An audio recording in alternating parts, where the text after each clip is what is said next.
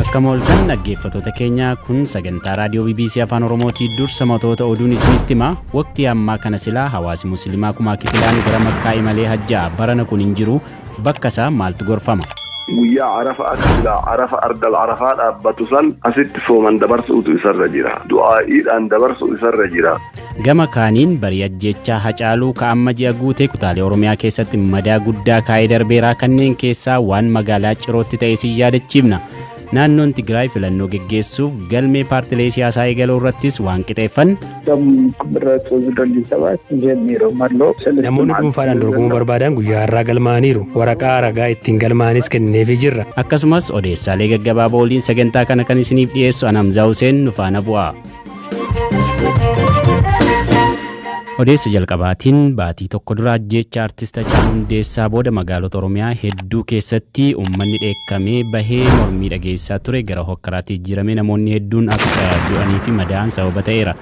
Magaalaan Ciroo bakka rakkoon itti uumame keessaa tokko ture. Namoota hiriira ba'anirra miidhaan qaqqabee akka ture odeeffannoon maddeen hospitaalaa ni mul'isa.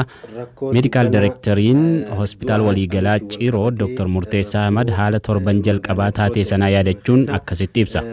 Torbii dura sanii xiqqoo rakkisaa ture. Loodiinis hedduu dabalaa ture. Imerjensii irratti wanni xiyyeeffannaa keenyallee kan ture. Humna namaa qabnullee achirratti qindeessaa turre. Namoota garuu sarviisii keenya akka duriitti deebisne amma wanni takka rakkina keessa illee baanee immoo hojjechaa jirra jechuudha. Miidhaawwan akkamitti qaqqabee namoonni baay'een immoo kan rasaasa rukutamani waa'ee isaanitti himame. Toora nama 47 amma kan nuti qindeessine kan kaardiin isaatiis mul'ate sanboota gisee analaayiz goonullee kan walitti qabannee miidhaan salphaadhaa miidhaa cimaadhaa hajoo fi maaliin dhawamanii hajoo boodarra outcomeen isaanii maal ture hajoo akkasitti qindeeffannee lafa jiru sani qaama dhimmi ilaallatuuf kenninee jirra. Toora nama 47 walii galee. San keessa dhiirtii nama 41 dubaraan nama 6 amma kan adda baase. Umuriin xiqqaa namata umurii 4 ni jira. Guddaa namata 56 ni jira. Garuu reedduu mana 20 fi mana 30. Kan keessa xiyyitiin nama dhawame namni rukutame nama 29 walii gala. Miidhaa biraatiin irra gahame sadafii isaatu uleedhaa isaatu walumarratti dabalee nama 18 ta'a. San keessa ammoo riifar warra kaa'ame warra riifar hospitaala Adaamaatti riifaraal linkeejiin keenya hospitaala Adaamaatti isaanitti warra riifarte toora nama 4ti. Nama lama hospitaalatti du'ee tokko reefka fidanii dhufanii magaalaa keessatti kan du'e. Qajeelcha poolisii godina Harargee lixaatti nageenya naannoo mirkaneessuu irratti hoogganaa kan ta'an Koomaandar Taaddasaa Qixxaataa immoo lakkoofsi namoota miidhamanii 8 qofa jechuun ragaa hospitaala kanaa haalaniiru. Namoonni miidhaman rasaasa qaama nageenyaan qofa osoo hin taane uummata keessaas dhukaasni ture jedhu Koomaandarichi. Erga Hacaaluun ajjeefamee rakkoo guddaan mudatees miirri sodaa fi hiraarfamuun nurraa hin dhaabbanne jedhu jiraattonni magaalaa kana haala yeroos tures yoomuu hin dagannu jedhu. Jiraataan magaalaa Ciroo maqaan isaa akka hin dhahamne fedhu tokko ammoo halkan artist Hacaaluun ajjeefamuun dhaga'ame irraa kaasee namoonni mormiif daandiitti bahan jedha. Barii naannoo sa'aatii 3 haga 4 keessa garuu jeequmsi dhalatee miidhaan qaqqabuus ibsa. Namoonni hiriira ba'an rukaasa qawwee kan qaban namni rukaasa qabu warra mootummaatii fi warra humna addaa jantanaa fi makalaakiyaa waajibanidha maali poolisii federaalaati. Namoonni baay'een rasaasa humna addaa sana maali ijoolleen beekaa Oromoon cabsan jedhanii kanaaf amma warri haalaan tarkaanfii ijoolleerra fudhataa jiru humna addaa sana humna addaa fi baay'een rasaasni kaadhee humna addaatiin dhaamte ijoolleen yaaddoo hamaa keessa jira uummanni maaliif maqaa shaneetiin uummata xiqqoo waa'ee Oromoo immoo dubbattee waa'ee Oromoo taati maqaa shaneetiin itti qaban maqaa shanee deemanii nama guuraa waan jiraniif uummanni yaaddoo hamaa keessa jira.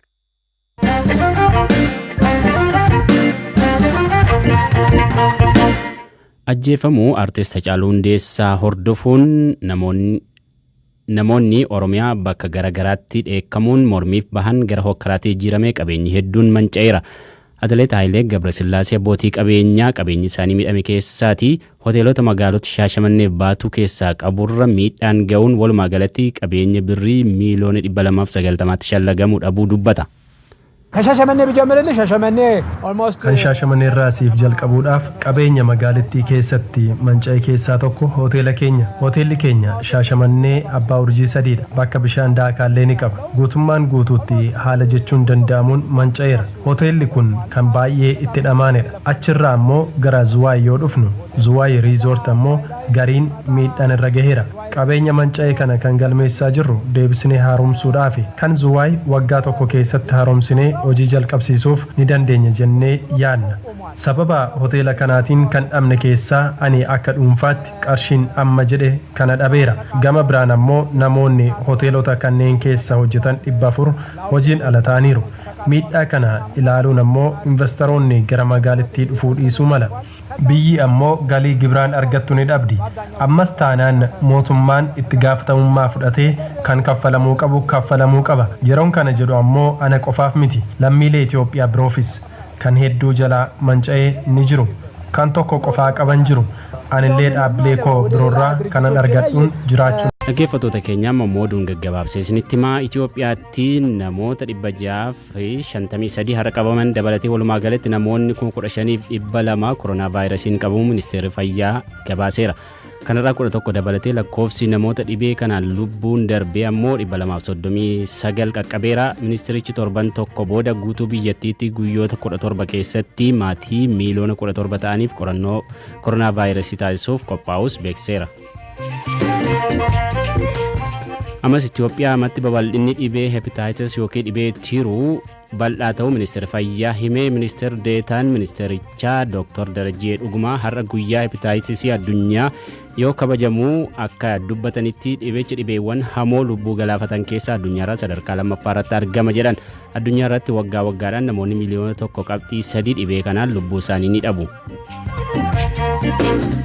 Hidha haaromsaa guddicha Itoophiyaa ilaalchisee marii wiixata kaleessaa eegaleen Masrii fi Sudaanii Itoophiyaan hidha kana bishaaniin guutuu murtee marii malee fudhatte qeequu Reuters gabaaseera. Biyyoonni sadan wiixata kaleessaa bishaan hagamii akka argatan irratti mariin itti fufanii turan. Itoophiyaan ibsa baasteen haga bishaanii bara kanaaf guuttachuuf karoorfatteen milkaa'uu himteetti. Naayijeeriyaatti dhukkubsattoonni koronaa vaayirasii 829 guyyaa tokkotti dandamachuu wiirtuun to'annoo dhukkubaa Naayijeeriyaa ibse. Wiixata kaleessaa namooti kunneen hospitaalaa bahaniirus jedhameera. Biyyattiitti haga yoonaa namoonni 18,203 ta'an vaayirasii kanaanirraa dandamataniiru. Oduunarraaf qabnu. Gara oduuttaanutti ceeraa erga filannoon biyyaalessaa Itoophiyaa sababa weerara koronaa vaayirasiitiin yeroo hin beekamnetti darbee Tigraay garuu akka naannootti dhukkubichas ittisaa filannoo geggeeffachuuf akka jiru erga beeksise qophiiwwan barbaachisan taasisuu cimee itti fufee jira. Kanumaafis galmeen paartilee fi namoota dhuunfaan naannicha keessatti dorgomanii geggeeffamaa jira. Dura taa'aan komishinii filannoo naannoo Tigraay Muluu Warq Kidaanee haala jalqabbii galmee irratti akkas jechuun BBC'tti dubbatu. Namoonni dhuunfaadhaan dorgomuu barbaadan guyyaa har'aa galmaa'aniiru. Waraqaa ragaa ittiin galmaa'anis kenneefii jirra. Galmeen guyyoota 3 waan ta'eef paartileen guyyaa har'aa galmaa'an hin jiran ta'us garuu paartileen galmee fi teessoo keenya gaafatan jiru turan. Kanaafuu guyyaa isaanii mijate dhufanii ni galmaa'u jennee eegaa jirra. Yaada paartileen hin galmaa'an jedhu. Namoota dhuunfaan dorgomuuf deemanis ta'ee paartilee siyaasaaf ulaagaalee barbaachisan akkasiin ibsan obbo Mulwarq Kidaanee. Namoonni dhuunfaatti dorgoman hunka deeggarsaa fudhatanii erga guutanii booda nuuf deebisu achii booda kan galmaa'an. Haa ta'u malee amma fedha isaanii qofa irratti hundaa'uun iyyata isaanii fudhannee galmeessaa jirra. Wantoota hafan boodarra akka fidan goona. Paartileefis wal fakkaata ta'ee kan adda godhu koffaa filannoo naannoo irratti hirmaachuuf kan murteesse affa seera paartichaa akkasumas qaboo yaa'ii filanicha irratti hirmaachuuf murteesse qabatee dhiyaachuu qaba. Sadaffaa irratti ammoo waraqaa ragaa boordiin filannoo biyyaalessaa isaaniif kenne qabatanii dhiyaachuu qabu. Paartii haaraan galmeessinu. Arfaffaa irratti waraqaa ragaa hoogganaa paartichaa yookiin itti gaafatamaa isaa yoo hin taane namni seeraan paarticha bakka bu'ee mallatteessee fi chaappaa qabu qabatee dhiyaachuu qaba. Gama kaaniin ministeerri muummee Itoophiyaa Abiyyi Ahmad gaaffiif deebii afaan Tigreetiin miidiyaa biyya keessaa FBC irratti taasisaniin ammoo naannoo Tigraay waggaa takkaaf obsanii naannolee Itoophiyaa waliin osoo filannoo taasisanii wayyaaf jedhaniiru. Paartileen naannoo Tigraay jiranis walabaan socho'anii filannoo irratti kan hirmaatan miti jedhan ministeerri muummee kun filannoof jedhanii baasii malleef saaxilamuurraa osoo misooma bu'uuraa uummataaf hojjetanii gaariidha gorsa jedhus dabarsaniiru. Odeessas xumuraarraan baaneerraa utubaawwan amantii Islaamaa 5 keessaa tokko ka ta'e hajjiin ka bara kanaa eegalee jira. Garuu akka kanaan duraa hawaasi muslimaa miliyoonaan lakkaa'amu garas imaluun hafeera sababa weerara koronaa vaayirasiitiin jechuudha. Akka barsiisa amantii Islaamaatti namni fayyaa fi maallaqa qabu hajja'uuf dirqama qaba. Garuu haalli akkasii yoo mudatu maaltu ta'a? Dhimma kanarratti pirezidaantii Majlisa Oromiyaa akka ta'an Sheek Hajji Ibraahim wajjin turtii gooneerraa sadarkaa hajjiin amantii Islaamaa keessatti qabu ibsuun eegalan. Islaamummaa keessatti hajjiin baranaa kadhannaa manaatiin arkaana shanan keessaa arkaanni shanaffaa isa hajjii jedhamu kana shahaadaa lamman takka jennee salaatan lama jennee zakaatan sadi jennee soomanaan afur jennee hajjiin shan jenna.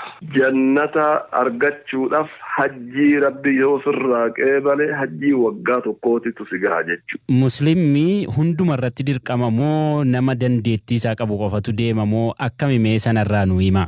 Gaarii kana namni baay'een hin beeka jedhee yaada man istataa'a ilayhi sabiilaa jedha rasuulli sallallahu alaihi wasallam. Hajjiin namni irratti wajjabu nama karaa danda'e jechu tokko siinqii qabaachuudha akkasuma mootuyyuu karaan nagaha tahuudha yookaan dhibee irraa ta'uu danda'a wanni sodaatan kun dhamni yookaan immootu haala nageenyaa irraa ta'uu danda'a karaan nagaha tahuudha kun sadeen guutamnaan hajjiin nama muslima ta'e nama shahaadan isa dhaqqabde hunda irrattuu dirqamaa jechuudha. Amma yeroo ammaa kana gara hajjii deemuun baay'ee rakkisaadha. Bakka sana deemuu hin danda'amne namni miiliyoonaan lakkaa'amu kan kanaan dura deemaa ture amma deemaa hin jiru. Haalota rakkisoo akkasii keessatti musliimni maal godhee bakka buufachuu danda'a? Amma kan danda'u iyyuu deemaa hin jiru waan ta'eef. Rasuulli sallallahu alaihi wasallam idhaa amartukum bishay'in fa'atuu minhu mastata'atum ja'a. Yoo waan tokko isin ajajee jiraadhe waanuma dandeettan irraa dalagaa malee rasuulli